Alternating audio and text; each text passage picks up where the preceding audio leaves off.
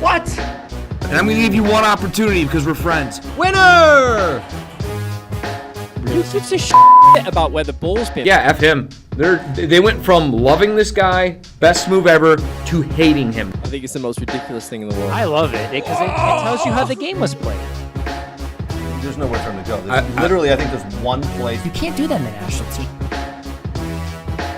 Those things that are absolutely insane. Successful and sexy? No. It wasn't aggravating at times? Yes. Sorry, that's not very fair. It's not about being fair. Welcome to the greatest soccer show ever.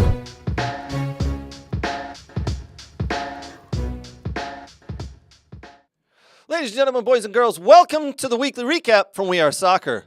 Oh, my word. Did you watch the games this weekend? Because there were games all over the globe that were entertaining. Was it El Clásico? Was it Coventry almost knocking off the Giants of Manchester United? Or was it Manchester City taking it? No, they didn't take it to Chelsea, did they? Very boring game. We'll get into that. Why? Both FA Cup games there. El Clásico was a good one. If you don't know what El Clásico is, look it up, my friends. That's Real Madrid versus Barcelona. Always a spicy match. We did have EPL going on this weekend for a lot of the teams as well. Aston Villa now moves 6 points clear of 5th place Tottenham. They are in 4th place. Thank goodness Aston Villa won.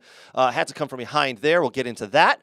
What were you watching? MLS? Did you watch Lionel Messi do it again? 9 goals, 8 assists in 9 games. The man is a magician. He is doing it in the MLS at the age of 36. Are you kidding me? Whew, I'm tired just from talking, and he's running circles around people and scoring goals in a major league. Good for him.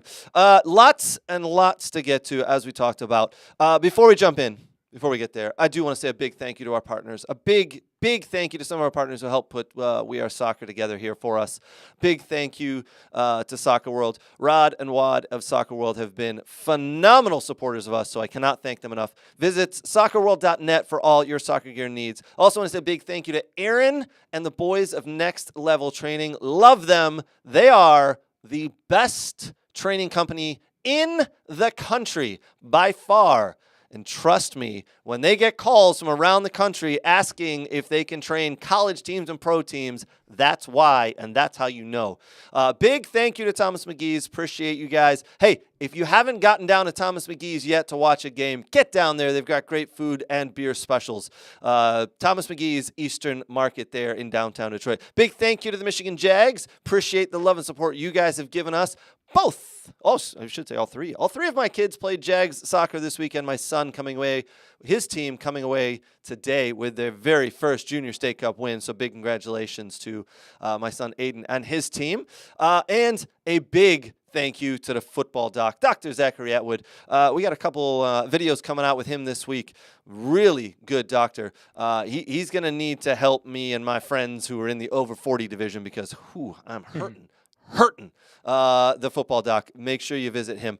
Local here in Metro Detroit. Great guy. Knows what he's talking about. Now, we've got, we would have had Danny and Nate here. But you see, what had happened was Nate went into the bathroom and locked himself in, and now he can't get out. So he's been texting and calling. Danny's on the other side of the door trying to get him out. I don't know how they don't know how the lock on a bathroom door works at Nate's own house, but yeah, they're commiserating together. I'm pretty sure they didn't want to show up because the embarrassment that Man United put all Man United fans through today. So we're missing Nate and Danny today, but Brooks, my friend, you're here. You had a nice weekend of soccer. You sat in the cold last night, didn't you? I did. I was at the DCFC. Well, I mean, it was a 4 o'clock game, so it wasn't too bad. All right. And they're a little early. The sun was a little out, but there was a little gray skies. It wasn't too bad. At least the wind wasn't too windy. Yes. Yeah. So the DCFC match, 3-1 victory against the Oakland Roots. Great stuff by DCFC on Saturday. Wolves and Vardar, the local youth rivalry at the Oakland University Dome today. Catching up with some people and watching some good soccer. Very competitive and physical matches. Yes, and yeah, just catching up on. I didn't really watch any games over video, but I did try to keep up with all the scores and highlights with everything going on in MLS and EPL. There's a lot going on, man. A lot going on this weekend. And Bayer Leverkusen again, 45 games unbeaten. Brooks, I've heard a lot of people say, yeah, but it's the Bundesliga. Yeah, I don't care what league it's in, buddy. It doesn't matter what league that's in. 45 games unbeaten is incredible. Correct. If you at any level, like we talked about, like I always bring up SIUE and KL Wasserman last fall, and it was the Ohio Valley League, whatever it is. They went 16-0-1. They drew once, 16 wins, no losses, and their first loss came in NCAA tournament. It's hard to go on a long stretch and not lose games in soccer. Yeah. So it's not easy. I was just explaining today to a couple of dads on my son's team. It's incredible that you can play as the best team, play really well, and still lose a soccer game. Because in basketball, normally the best team will win. Correct. The best team is the team can shoot the most, get close to the basket, put in basketball, and even hockey, really, the best teams will win. Football for sure. But in soccer, you can dominate a game, absolutely dominate a game. Yes. And still lose. Yes. We have a comment early on here. Already? We do. We have Mickey. Is it Eccles? Mickey Eccles? Okay, yeah. Hey, Mickey. Yes. Craig, you have to watch out. Speaking about Aston Villa, most of the English press will not know who you are talking about since we're not a Big Six team. Laugh out loud. We're not part of the Sky, Big Sky Six, right? I know. I get it. Trust me. But, oh, my friend, you know it. I can't hide it. Villa, they're a massive club. They're bigger than half of those clubs, Big Sky Six. We all know that. And this is the year that we're going to propel ourselves into the Champions League, no doubt. Yes. This is the year that we go and really that will propel us forward. But I know. You can't really talk much. It's funny. I talk to a lot of American fans, and they say, well, how did you become an Aston Villa fan and why? Well, unfortunately for them, they get a long-winded story from me that says, I didn't have a choice. I was born into it. It's in the blood, as they say. It's Villa in the blood. But yeah, you're right. I know. And that's why we're not starting out with Villa talk today. They did have a very nice victory today, 3-1 at home against Bournemouth. We're going to get to that. But the big story of the day for me, Brooks, the big story is Man United fans. Yeah. I've swapped a lot of messages with some Man United fans today. Danny and Nate chimed in. They both feel that, in the end, Coventry deserved to go through in that FA Cup game. So, for anybody who's just catching up, Man United went up 3-0 against Coventry. The game was played at Wembley because it's the semifinal of the FA Cup at Wembley today. Nice, beautiful day, by the way, in England. Sunny, warm. Looked like Man United were running through Coventry. Coventry came out with a game plan to sit back and try to break out. Really wasn't working. But Man United went up 3-0, and in the 70th minute, Coventry decided, you know what? We got nothing to lose. We're going to come out and play. and they put 3 balls in the back of the net. First goal was an absolutely brilliant goal by Sims. I think he took that so well. What a great goal. Really well, nicely played team goal there. The second one from former Villa player, Callum O'Hare, little number 10, magic little midfielder. Takes a shot, takes a deflection from Aaron Wan-Bissaka off his back, loops over Onana. Am I the only one who thinks that Onana actually had a chance if he stands up, moves his feet, and could get to that ball? The shot is taken as he's moving. It hits Wan-Bissaka's back, and he just kind of lumps there, and it's like, you can stand up, right, and put your hand up. Onana, you're a big, tall man. You could probably... And he just stood there and watched it loop over him.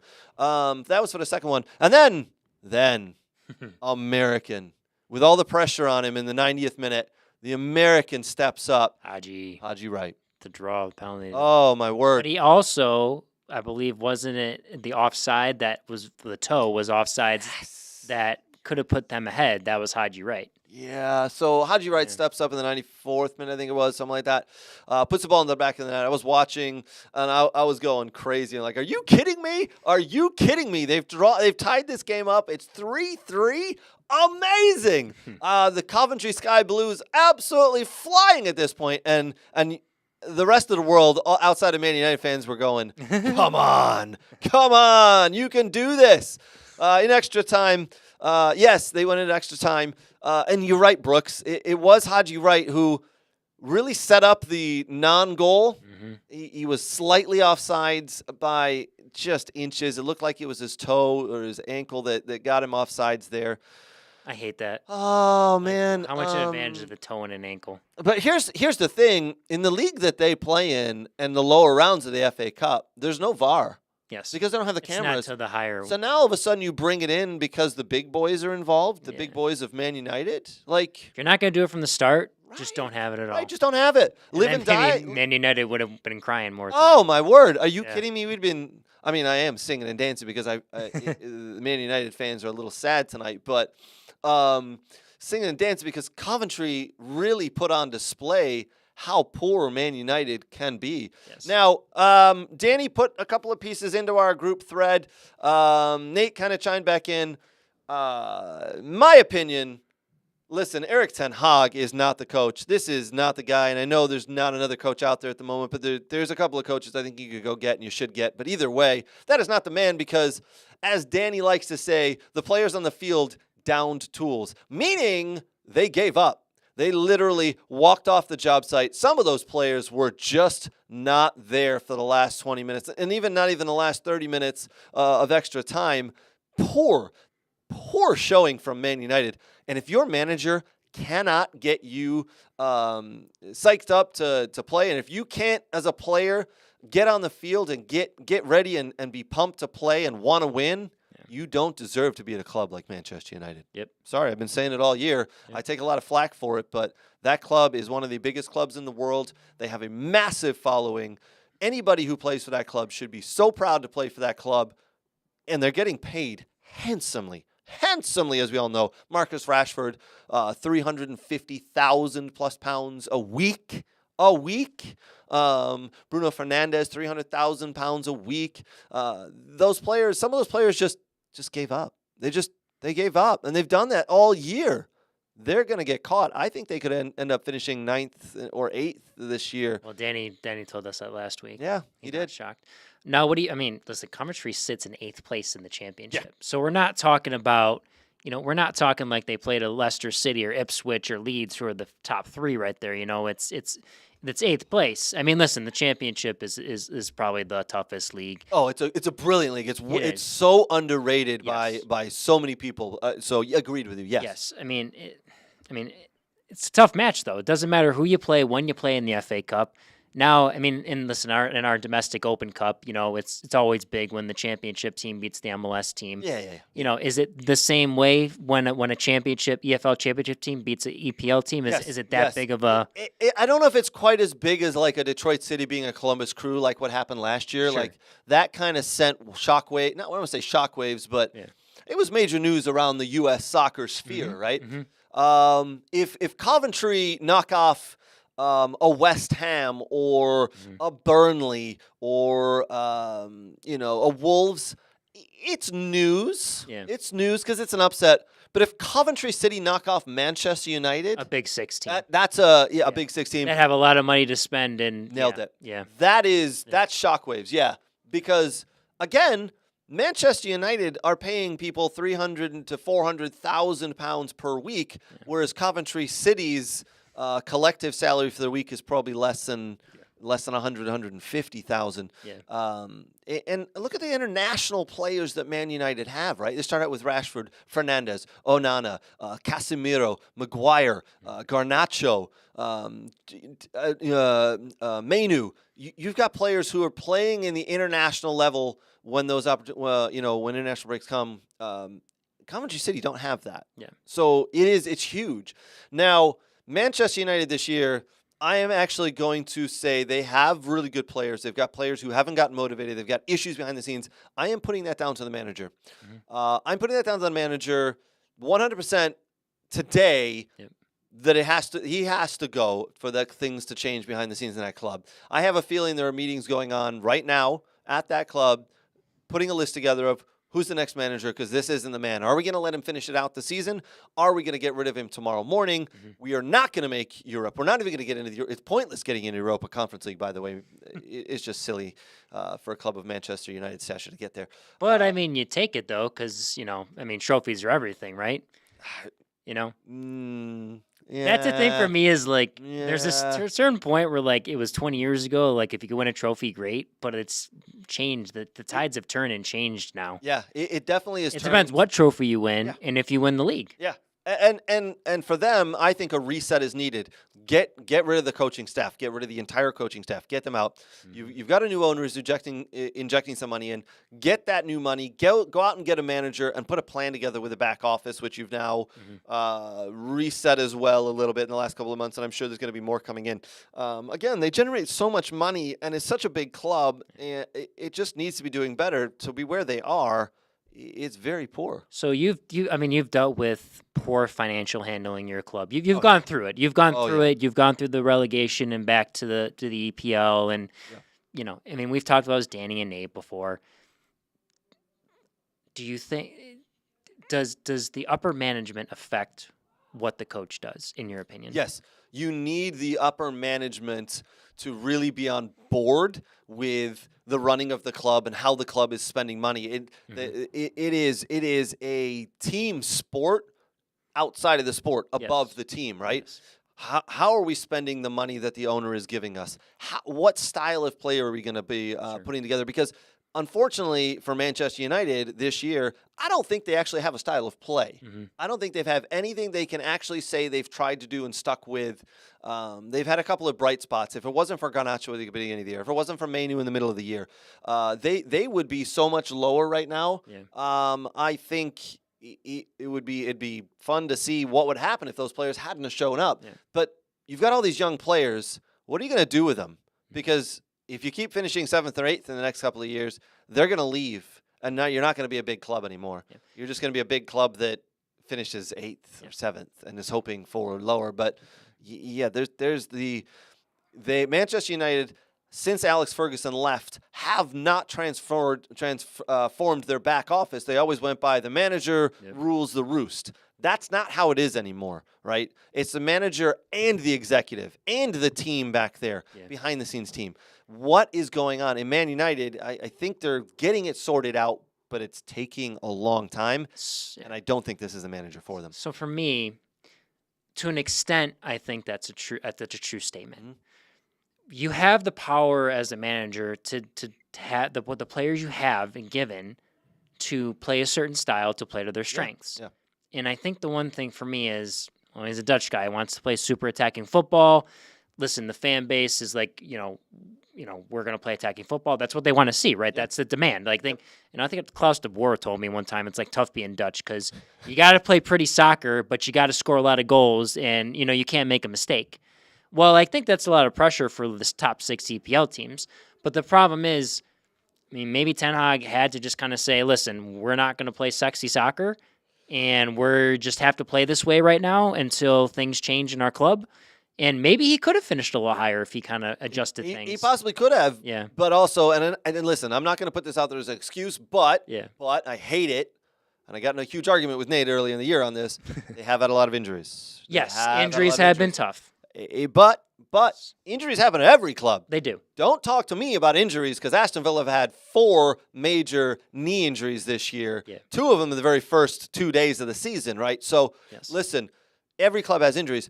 But you're right. Maybe he went with the wrong tactic. And I get the whole, this is Dutch, we need to play pretty soccer, but also produce results. Yes. I don't think he played enough to his strengths. He forced things, and I think he forced players into positions that they're not comfortable with. And it just backfired on him, I think. Yeah. And I think, but is it an ego thing if he didn't want to adjust to do it? Like, I'm Dutch, I'm going to do this, like, was it that kind of thing? Yeah, maybe. Yeah, he's a pirate. He's a Dutch pirate. The Dutch were pirates, Dutch pirate, yeah. I think good managers, in my opinion, they with the players they have and the talent they have, they use what they have, and then eventually, when the summer transfer window comes, then they adjust to how they want to play. And we can say, well, I know you could say the guy was at the helm for 18 months and such, but I think nowadays it takes a couple years to really put a team together. You can't just snap your fingers because everyone else has money to then just put a team together. But I also think he behind the scenes in the summer transfer window last year spent £160 million in the wrong spots. I think he went with the wrong spots. Like, he bought Onana for $50 million. Sure. Did you need Onana? No, you really didn't need, and I don't think that has changed the season. Yeah. You went and spent $60 million or $65 million on Rasmus Højlund, a project. Sure. A project for you needed a guy that could score you goals now, that could come off the bench and help you. Could score now. Yes. And then you went out and got Mason Mount, who has struggled with an injury, but also, once he's healthy, he's now just a substitute. You spent $50 million on a midfielder who's now just a off-the-bench substitute. Sure. You were missing a lot of pieces, and for $165 million, you could have bought 3, 4, 5, 6 players to really solidify some different spots and really propel them forward. But I think it's tough. That's Manchester United. That's their problems. I don't care. I think it's tough when you're also a top 6 club because you're not looking to sell players to other clubs. I think it's sometimes easier when you take a mixture of players when you're a mid-table team because you have players that you want to keep that you know that they're good for the long term. But you want to bring the players in so you can sell to the bigger clubs so that you can get the money in return to keep funding the cycle. Yeah. It's not easy. I 100% agree. I do think Erik ten Hag needs to leave the club as soon as possible for your club to move forward. But as a good friend of mine today said, wait a minute, why do we want him to leave? Don't we want him to stay, Craig? Yes, we do. Yes, we do. Erik ten Hag is your future, Man United. Yeah. Keep him. Yeah. Got a few comments as well. I was going to say, if we got comments, I'd love to hear them. Go ahead, Brooks. Kirk Johnson, Man U, they've just lost its mojo. That's what he's saying. Against this must be Michael Jordan quote. Michael Jordan says it the best. These players are given. I'm trying to make sense. They need to work to deserve it. So they need to put the work in to get what they get out of it. You know. Yep. Mr. Rick Twidell. Sorry, Rick. Goalkeeper Rick, as we call him. Yep. So Craig's advice to keepers: keep your feet moving. Heard it endlessly this past week. And yes, sir. He made something stuck there. Yes, and a Man United comment. So Man U has also overpaid for many of their players, and none of them show consistency from week to week. So maybe Bruno. Agreed. Absolutely. I said at the beginning of the year as well, I don't think Bruno Fernandes is captain material. Yeah. I don't think that is a man who needs to be leading Manchester United. Again, this is my opinion as just as a soccer fan out there. Bruno Fernandes, I do not like him. I actually despise him. Yeah. A very good player, though. I will give him respect. He is a very good player. Scores. He's the creative player they need. Yes. But he is not a leader. Yes. He is not someone you can count on, and I think today is a very good example of that. You're up 3-0 with 20 to 25 minutes to go in the semifinal of an FA Cup match at Wembley. Kill the game. Kill the game off. Yeah. Kill the game off. I heard. And defend. I think one of the boys put in that this could fall on Erik ten Hag because of some poor substitutes that happened in around the 70th minute. I don't think it matters if the subs come in at that point. It's the players on the field. Anybody who comes in, you're playing for that shirt. They just didn't do good enough. Anyway, I know we've harped on about Man United a little bit here. They got some changes. It's going to be interesting to see what they do come in the future. Yes. the other semifinal FA Cup match was yesterday. Chelsea playing against Manchester City. Whew, okay. This is the start, Craig. Chelsea lost this one, so they're on the down. So watch out for the rest of the EPL games. There's. I would love everybody, before we start this conversation, put your thoughts in now. Is Pochettino a good coach or not? Your thoughts. Is he good? Is he not? We're going to jump in a couple of minutes. We'll read out some comments. Oh, boy. But listen, Chelsea, they've been playing really well in the last couple of weeks. I think they've kind of figured things out. They've got a super young team. Yes, they had the incident last week in the midweek with the penalty kick and all that good stuff as they're beating Everton 6-0. Mm-hmm. Cole Palmer scoring goals. Cole Palmer has been just a revelation for them this season. Without him, Chelsea finish, Brooks, you would like this, probably 15th, if not for him. Yes. But he's scoring goals, so now they're moving up the table. But this was obviously an FA Cup game. Cole Palmer is doing really well. He really wanted to go and win this game against his former team. We'll talk about it a little later as well. I watched the treble on Netflix. Loved it, by the way. I need to watch that. We'll get to that in a little bit. Real Madrid beat Manchester City the midweek in the Champions League. I've had this conversation several times with people. I think it took a lot out of Manchester City. Manchester City, Real Madrid, great two-legged game. In my opinion, Man City, the Citizens, were the better team. I know they lost over 2 legs. We'll get to Champions League in a little bit, but I think it took a lot out of them physically and mentally. It really, I think, damaged them. They went with pretty much the same starting lineup against Real Madrid that they did against Chelsea. And the game was boring, in my opinion. That Chelsea-Man City game was boring. We got a Manchester derby now, though. Now we do, which is only the second time in the history of the FA Cup that we've got a final, which is the Manchester derby, and the first one was last year. Yeah. Interesting. Manchester City, Chelsea. This game would have been put to bed if Nicholas Jackson could have just found his way to knock the ball in the right direction. Story of his season, right? The story of his season. I don't understand how you go and pay £47 million for a player who's produced half of a season in La Liga, and you think he's going to lead your line in the Premiership. No. I mean, he has been poor all year. Terrible buy. I think it will damage him as a player until he gets back to a La Liga or a Serie A or a League One. But if he could have found his scoring boots, his shooting boots, this game would have been put away, and Man City probably would have put their heads down, walked off, and just said, there goes the season. But they didn't. It didn't happen. They didn't walk off. Man City do what Man City normally do. In the 84th minute, Bernardo Silva pops up. Nice goal. They walk off, 1-0 winners. At the end of the game, Pep is talking to the Sky Sports folks, and he's saying, "Listen." Oh, Petrovic was playing, the guy they bought from the Revolution. Yes. Yeah. Wow. Yeah. I know. That's nice to see. Yeah. That was good to see. Yeah. But Pep is talking about the amount of games that are being played and how his players are. It's a struggle to get them up and playing. And listen, I get it. I absolutely get it. There's a ton of games, but listen, if you don't want to play so many games, don't get in the Champions League, my friend. Just skip the Champions League and not one of these games. I got a good comment from go read those comments out. Mr. Luke Zagorski. Hey, Luke. What up, buddy? I ran into him actually yesterday after the DCFC game. It was Hopefully nice he didn't hurt you. He's a strong man. Did not. He gave me a right hug. into him. Give me a nice hug. Yeah. That's nice. Nicholas Jackson, awful player for this level. His boot sponsor is Birkenstocks. I like it. That's pretty funny. Yeah. But yeah, just a terrible acquisition by them. Not a good player. I would have put anybody else up top. But we do have a Manchester derby coming up. That game is on May 25th. By the way, at Wembley, Manchester City versus Manchester United.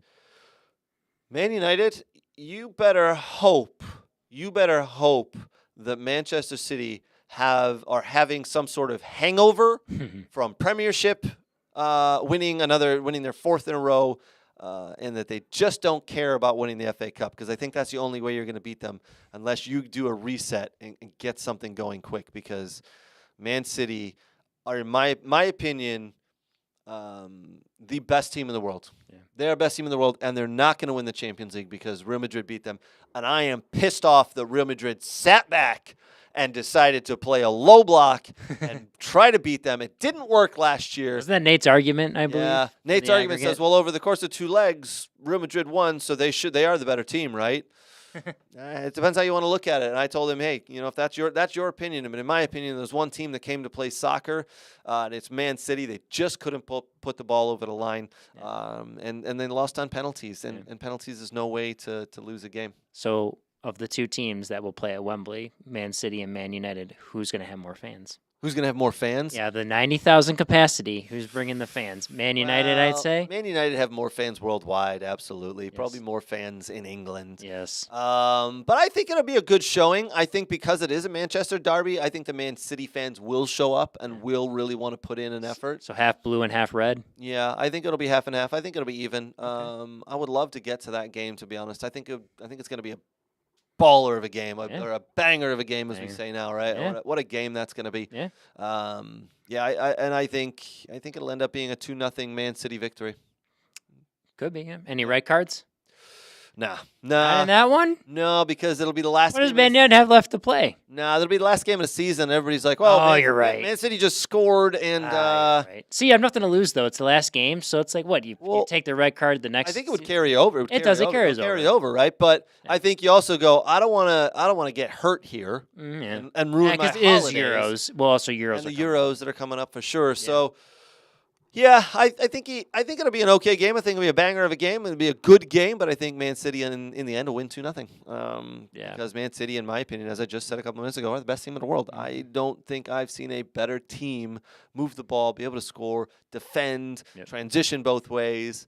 I'm looking forward to see who they bring in the summer. But lots. Interesting. Lots still to get to. Listen, why don't we jump in and talk about some of the other scores that happened over the weekend here from the EPL. That was the FA Cup. Other games that happened. Arsenal 2. Wolves 0. Arsenal get it done against a poor Wolves team. Burnley 4. Sheffield United 1. This was bottom 2 teams fighting out. Burnley come out and really get it done there. Luton 1. Brentford 5. Brentford putting the ball in the back of the net like they can. Luton with a very poor showing at home. Well, they're 1 point behind Nottingham Forest right now, sitting in 18th. So that's not looking good. And they're in minus 28 goal differential versus minus 18 for Nottingham Forest. Yeah, we'll put up that table in a minute here. Yeah. Liverpool 3, Fulham 1. Fulham at home at Craven Cottage. Liverpool getting the job done. We'll put up the table to see where Liverpool, Man City, and Arsenal are all sitting. And three of the other games are happening. Crystal Palace run riot in a London derby against West Ham. 5-2. Crystal Palace putting the ball in the back of the net. I'm excited. Their new coach has got them trending upward. Good to see them putting some points, the ball in the back of the net, some points on the board. I like the direction they're heading. It's good for Chris Richards as well. Yes. Get him playing well, get him accustomed to winning, get him accustomed to that physical play in the midfield and then as a center back, and have him ready for. You just hope, though, that when they go out and buy players, with what money they have to buy players, that it's not someone that replaces him, that he's still in the starting lineup plans. Because I imagine he's still young, you give him a shot. Maybe at some point you can sell him to a bigger club in another league or within the league. I think if he can grow. He's 26, right? So he's. Is he that old? I thought he was 26. Let's look that up. Look that one up. I thought he was 26. I could be wrong on that. But he's still got some growing to do. There's been some games this year where Chris Richards has gone to pieces, and just hasn't quite looked. 24, born in 2000. Sorry, 24. You're right. Yeah. Hasn't quite looked the player that we're expecting, but I like that he's getting a good run of games right now. It's important for the national team. It's very important for Copa America coming up for the national team, right? Other game that happened today. Aston Villa at home against Bournemouth. A little blip for Villa as Matty Cash takes down Bournemouth player in the box. Clear penalty. Solanke steps up. Dominic Solanke steps up, puts the ball in the back of the net. Very well taken penalty, I must say. He should be Dominic Solanke should be moving on this summer to a bigger club than Bournemouth. He has a lot of goals this season. He has been playing well. He seems to almost score in every game. It's incredible. But after that, Bournemouth up 1-0. Villa decide, you know what? We're Aston Villa. We're at home. It's a beautiful sunny day here in Birmingham. The fans are singing. We need to show up and put in a performance. And that's just what they did. Aston Villa could have won this game 5-1. They played absolutely phenomenal. Ollie Watkins shows up with another assist. Diaby gets 2 goals. I was thoroughly impressed with Aston Villa's offensive play and play in transition as well. Did I read this right? That Ollie Watkins was not 30 assists, but he was first to 30 goal contributions. 18 goals and 12 assists. Wow. Yes. Good for him. Yes. First player in the Premiership this season to 30-plus goal contributions. I don't think anyone had him on their bingo card. No, I don't think they did. Yeah. He has had one hell of a season. Still not my Aston Villa player of the year. We'll get to that in a little bit. Aston Villa, I honestly, I have a little betting group, 4 or 5 guys, and we trade our clubs, how they're going to do. I'm ashamed to say it. I'm going to tell you right now, I texted the boys this morning before the game, and I said, look, I think Villa draw today. I think Bournemouth had a week off. They're prepared for Villa. They watched Villa go to Lille in the Europa Conference League over the midweek Thursday. Thursday. And Villa lost 2-1, but in the aggregate score, it was tied 3-3. Sorry. But the away goal? Nope, no away goals. Okay. They went to penalties. Okay. Villa with a better team, don't get me wrong. Marginally better. The better team. They looked tired. They looked very defensive. Went to penalty kicks.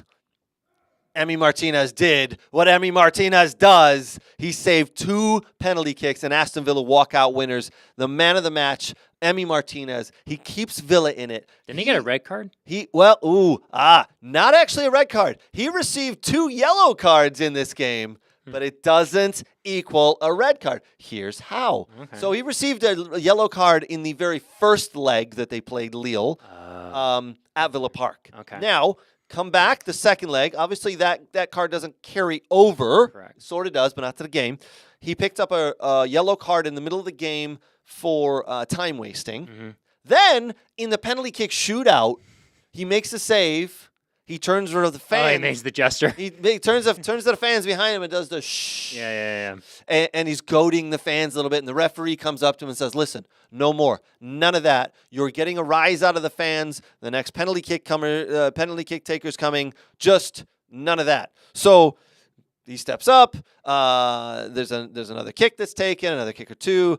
He's standing off on the side, and he's looking at the crowd and doing this a little bit. And the referee walks over and goes, I told you not to do that. Mm-hmm. Here's a yellow card. Now, yes, that's his second yellow card in the game, but because it wasn't in regulation, it wasn't in regulations and penalty kicks, it doesn't count, so he's not sent off. But because he picked a yellow card up in the first leg, he picked a yellow card up in the second leg, and then he picked a third one up in the penalty kicks, he now has to miss this first leg of the semifinal. It's a bummer, I know. But still, my player of the year. I was going to say, is he your player of the year? Player of the year. Mm-hmm. Absolutely. I'm telling you, you wouldn't be where you were in the league and everything without him. Would be nowhere near fourth place without him. He makes 1 to 2 massive saves per game that most goalkeepers will not make. I think Lionel Messi feels the same way because they wouldn't be World Cup champions. They absolutely. I mean, think about not only the penalty kicks that he saved in the World Cup final, but the 1 minute remaining in extra time, overtime. The 1v1 with Mbappe? Yes. It wasn't Mbappe. Was it in Dembele? Yeah. Where he sprawls out and it saves off his leg, right? Yep. That is a massive, massive save. He does that in Villa games. Every single game he makes a huge save. He made a huge save today towards the end of the game. It was 3-2. Bournemouth coming down, putting a great shot on target. He made a great save, just puts his body in the way. The man is, in my opinion, and I know everybody's going to think I'm biased, the best goalie in the world right now. Question for you. Yes, sir. You're Aston Villa management. You are the front office. Do you lock this man up with a long-term contract? Oh, absolutely. And kind of I don't know. I guess you can build around a goalkeeper. You need a goalkeeper like that. Yeah. And here's where we've seen it. Here's where we've seen it. Real Madrid have a good goalkeeper, right? But injured. And I think they had to play differently because of the goalkeeper that was injured and the new goalkeeper that came in.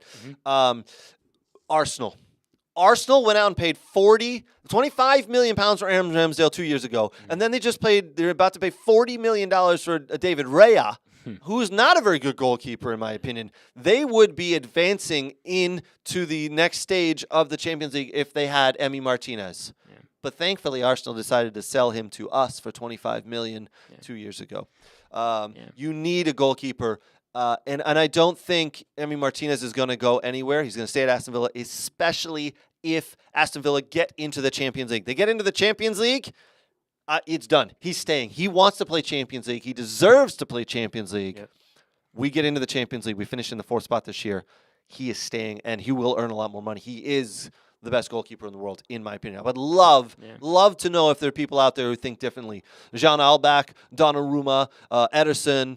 Pablo thinks that. Allison. Emi Martinez is the best goalkeeper in the world, and I don't care. I'm being biased. Our buddy Pablo says that. He's an Argentine. He's an Argentinian fan. I get it. But he knows soccer. And I'm being a little biased, too, obviously being a Villa fan, and he's my goalie. But I like him. I mean, listen, from the little, I don't watch a whole lot of the Villa, but like from what I see from highlight to highlight every week, like that's the keeper you want. Like to win a league or to win a cup, you need a keeper that can make big saves. And that was De Gea sometimes for Man United, but then other times he would just poop the bed. Just crumble. He would make a mistake. The thing is also the amount of times that the ball is on Emi Martinez's foot.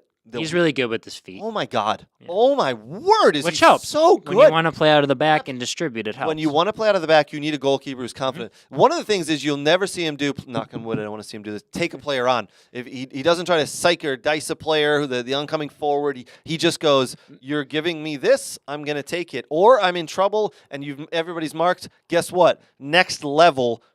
No Cruyff turn in the box? Oh, no. God, no. Oh, God. Don't get me started with how many times we've seen goalkeepers try that. Patrick Schulte tried that one for Columbus in the CONCACAF Champions Cup. It didn't work very well. So, listen, Villa win today. Much needed 3 points, in my opinion. Let's put up that table. Here we go. Here's the EPL table. We've got Arsenal on 33 games, 74 points, leading the way with a goal difference there on plus 51. Liverpool in second, 74 points, behind on goal difference, plus 43. Man City got a game in hand, as we can see here. They're only because FA Cup weekend this weekend, they have a game in hand. They're on 73 points. They're going to need to make up some goal difference, but you got to assume they're going to actually come and win that game in hand, so that would put them to 76, and they would be leading the pack. There's my Aston Villa on 66 points, sitting in 4th. Now you're 6 points above Spurs. I mean, it's nice right now. But and here's what I'm going to ask you to do, Brooks. Do me a favor as I talk through the next couple of seconds here. Who's schedule?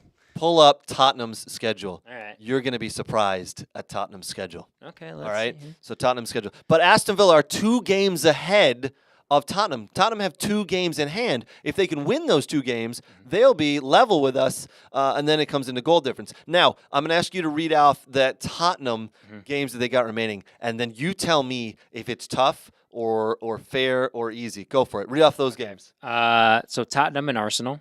That's a tough see one. where Arsenal are right now. Yeah. That, by the way, that's a London derby. Yes. That's a tough one, but go ahead. Yep. Yes. Then you're playing another London team, Chelsea and Tottenham. Chelsea, another London derby. Yep. Liverpool, Tottenham. So you're telling me they've got to play Liverpool and Arsenal. Okay. I like where this is going. Continue, my friend. Yes. And then on May 11th, they play Burnley. Okay, that we'll give them a win there. Yes. Give them 3 points there. May 14th, they play Man City. Whoa, isn't that interesting? They play the top 3 teams. Yeah. I love it. Yes. Yep. And then May 19th, they play Sheffield United. You know what? I'll give them the 3 points there. Yep. Yes. And then the last game of the season, the 22nd, they play Newcastle, which is not a given. Not a given at all. Yes. And Newcastle are in 6th position. Now, Newcastle, at that point, will probably have 6th locked up if Man United Look at them. fall off. They were sitting in the middle there, and they Yes. worked their way slowly back up to the table. You nailed it. Yeah. They have really put on a show in the last 2 months here.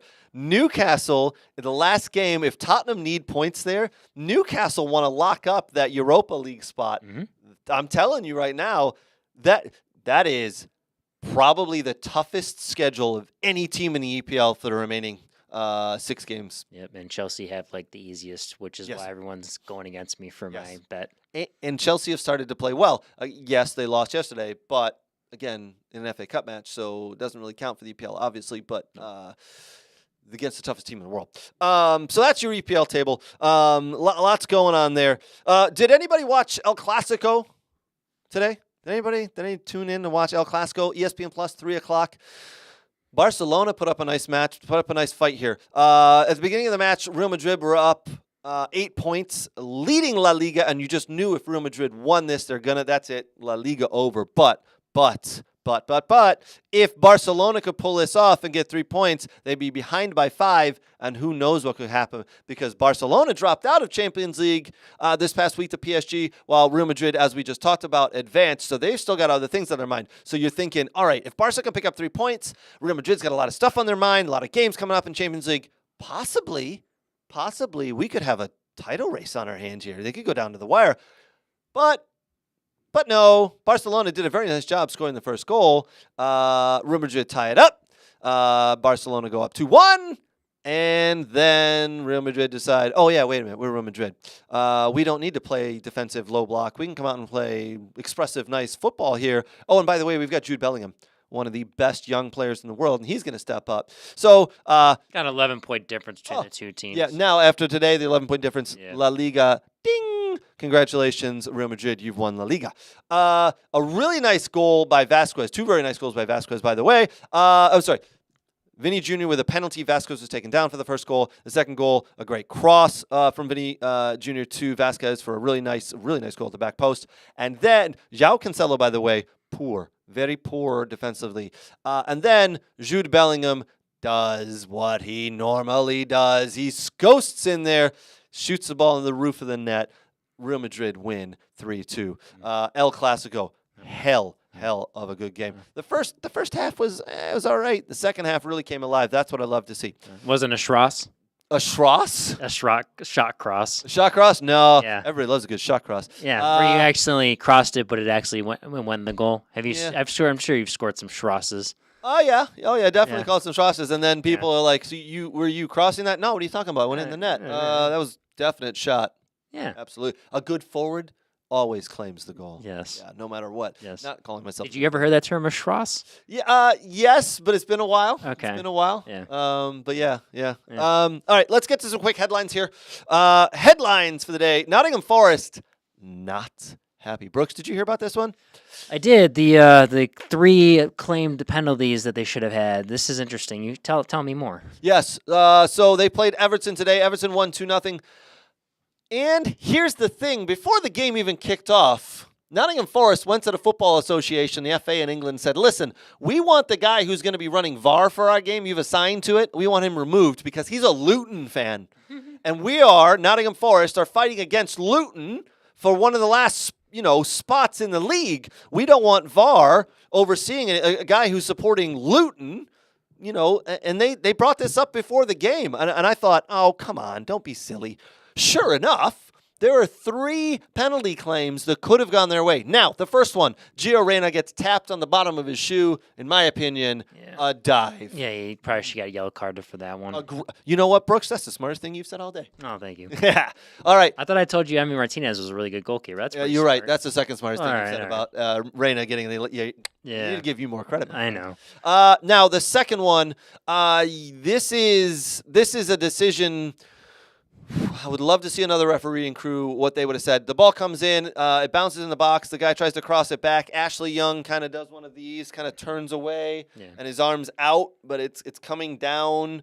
It hits his arm. Clearly not intentional, but he stops the ball. It's in a non-playing position, so I'm okay with that one not being a penalty. Right. If the referee and the VAR look at it, and say no penalty, okay. Now the third one, We had the debate on this one. we had a little bit of a debate. Yes. You know, the forward's in on goal. Ashley Young, again involved, comes from behind. Yes. I think he comes through the back, the right leg of the forward. Yeah. Gets His foot under the forward's foot, and the forward steps on him, but he doesn't touch the ball. The forward touches the ball. I think it's a penalty because he's in on goal. Mm-hmm. He takes away a goal-scoring opportunity. Yeah. No, I mean, and my thing was he stepped on his foot. How do you deviate and move from that? Right. I mean, when you step on anyone's foot, your ankle is gonna move one way. And when Ashley Young came down, he didn't swipe through. If he swiped through with his leg, Then it's clear and obvious. Yeah, agreed. So it's debatable, but in my opinion, you've got 3 penalties, shouts, 1, no way. The other 2, I would say one of them probably should have gone Nottingham Forest way. Now, after the game, Nottingham Forest put this out on their Twitter account and all their socials. They said, we, Nottingham Forest, this is, I quote, we warned the PGMOL that the video assistant referee is a Luton fan before the game, but they didn't change him. Our patience has been tested multiple times.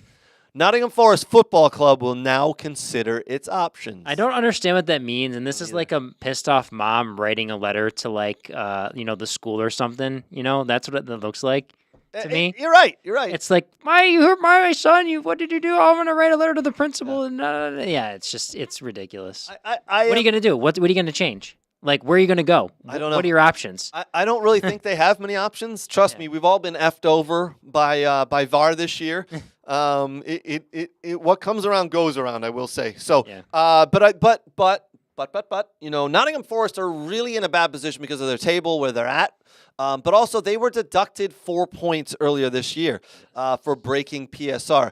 And rumor has it they could be deducted more points. So at this point, they've got nothing to lose. Now, I do think the Football Association, the FA, should come out and say, listen. They are close to Luton, though, so that can make it very interesting. It's going to make it very interesting. I think they're a point or two difference. Yes. Yeah, let's put up that quick table again. Where did it go? We'll show you there. So there you go. Nottingham Forest currently in 17th on 26 points. Yeah. Luton Town on 25 points, both on 34 games. Jeez, Nottingham Forest just go cry to Everton, and Everton's like, hey, we got deducted all these points, and look where we are. Well, yeah, I agree. And we're winning games and trying to get points to stay alive in case we get hit with another one. Today would have been a big 3 points for Nottingham Forest. They would have gotten a 29. Yeah. Everton would have stayed on 27, so Nottingham Forest would have jumped them, but wasn't to be, and that's the way it goes. Yep. I really hope there's not many more point deductions this year. Yeah. All right, some other headlines. Sergino Dest injures his knee and is a doubt for the Copa America. Really quick here, with the PSV came out and said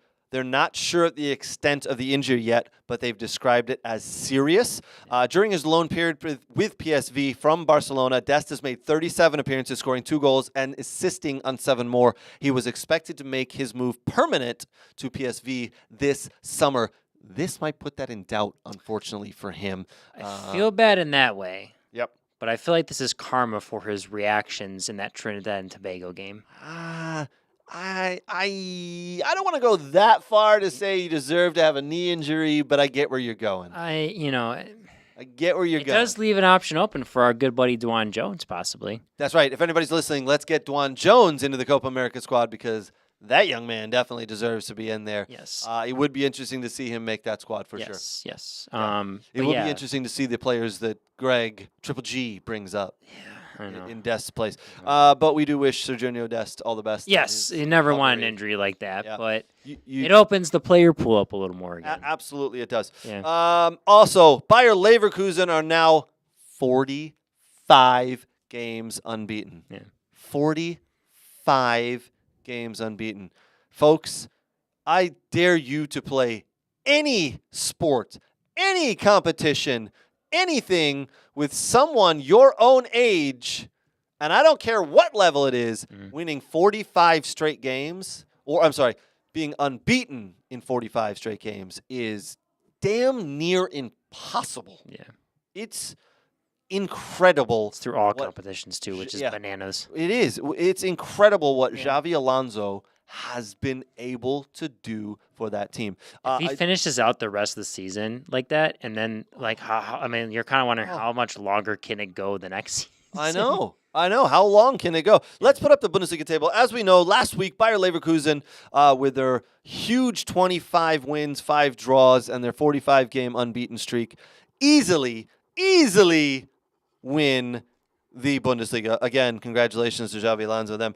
In second place is Bayern Munich there on 66 points.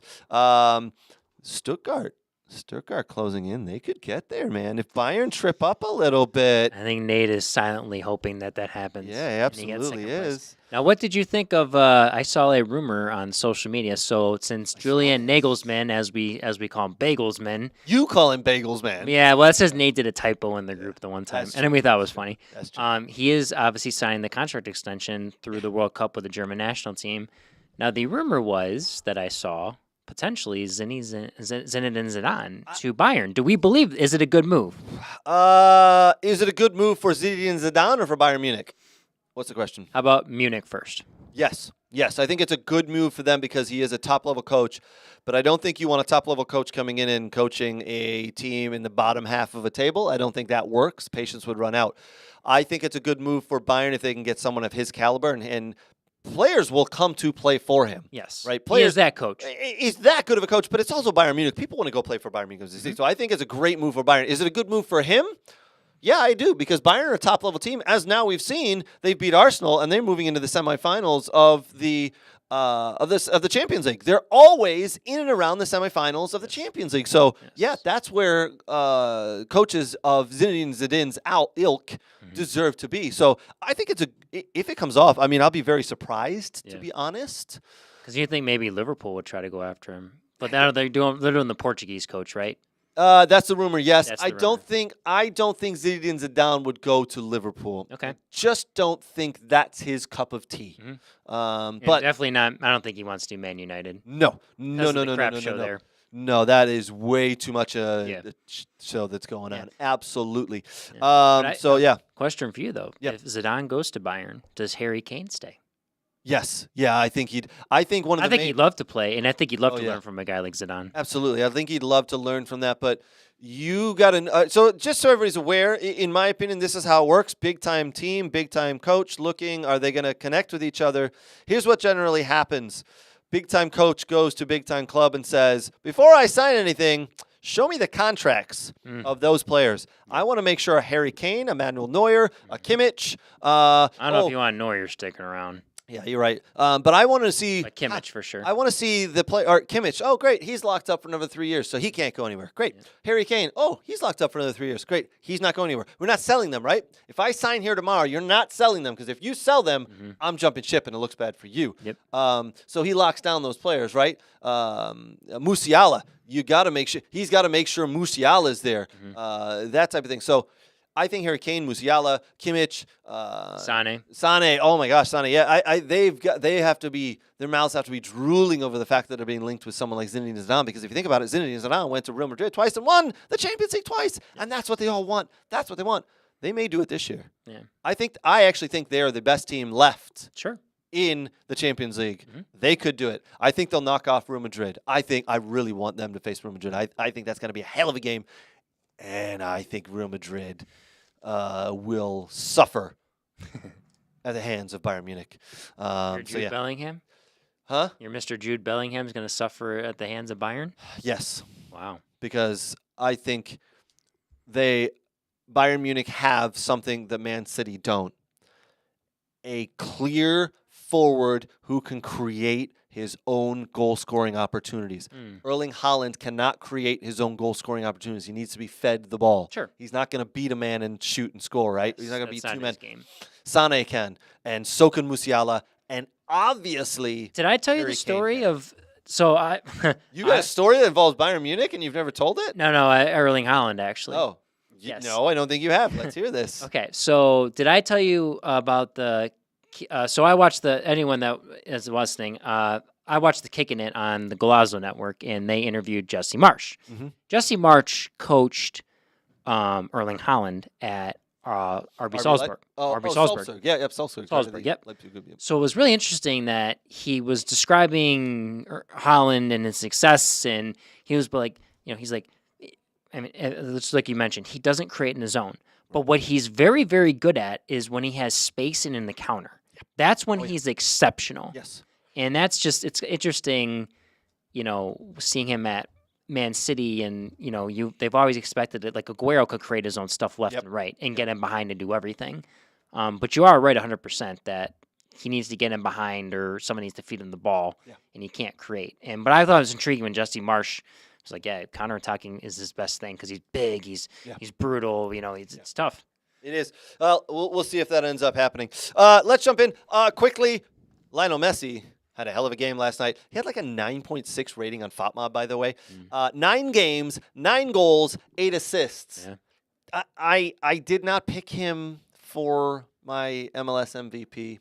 Kind of kicking myself now. You picked Suarez. I know. I thought Suarez. He keeps scoring goals. He does, but if Messi keeps doing it and Suarez keeps doing it, there's only going to be one. It's Messi, right? So I thought Messi would end up feeding the ball through for Suarez. I thought Messi would take a couple of breaks this year due to exhaustion and injuries, and Suarez would just keep going. And the season's goals. Still long. It is. We're only 9 still have games. Leagues Cup, and they still have everything. Yeah, you're right. There's still a long way to go. Yes. But let's put up that MLS table, my friend. Yeah. So I'll just kind of breeze through. Go through it, buddy. Here's your Eastern Conference with Miami leading the way. Yeah, I mean, just if you look at the table, I mean, it's rather intriguing a little bit. I mean, you have, and just the results that have been going on this past week. I mean, there's, you had teams in Chicago that started off well, and they lose 4-0 to Real Salt Lake, and at home to Real Salt Lake. So that's been interesting.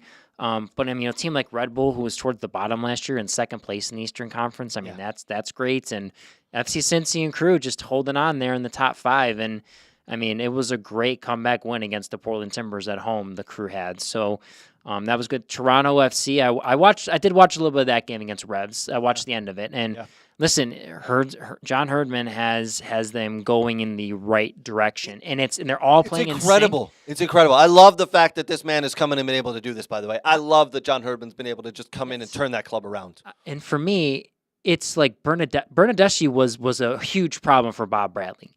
But it's a 180. He's defending in the box. He's getting up and down. Like it's a team. Like everyone is in for it for everyone else, not just themselves, which is wonderful.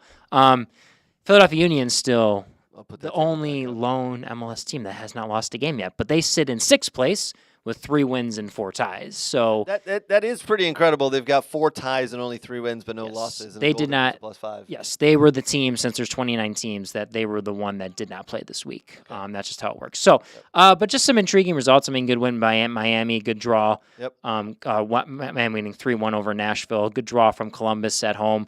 The Timbers still having some issues on that back line, I think, just closing out games. That's always been the part with Portland. They catch fire at the end of the season, but to start, they're never great. NYCFC getting a 2-0 win over DC United. FC Cincy getting the 2-1 victory over Atlanta United. Montreal getting the 2-2 draw against Orlando. The Montreal Impact, I mean, holy smokes. I mean, they're sitting in 10th right now. It was worse at the beginning of the season, but they've gotten some results, so they'll be interesting to see where they end up in the end of the season. Yep. Chicago going in the other direction again, not good. As much as I'm a fan of Chris Brady, times off the line, there's hesitancy and there's misreading of the ball sometimes, and he needs to clean up that a little bit. Austin getting a big win against Houston, 1-0.